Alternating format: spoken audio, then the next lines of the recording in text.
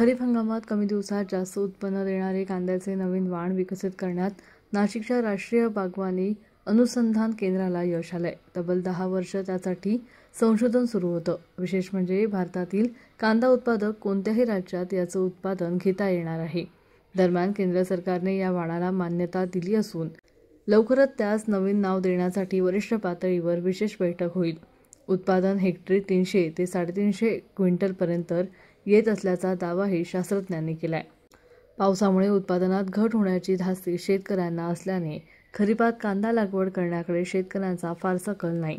मात्र नवीन वाण सर्व शंकांना छेद देणार आहे।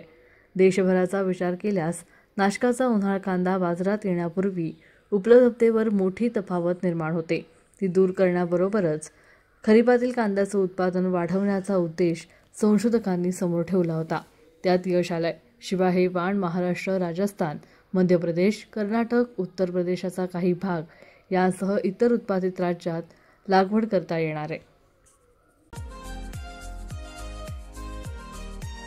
असे नवनवीन व्हिडिओ पाहण्यासाठी आजच कृषी चर्चा फेसबुक पेजला लाईक करा आणि व्हिडिओ आवडला असेल तर नक्की शेअर करा।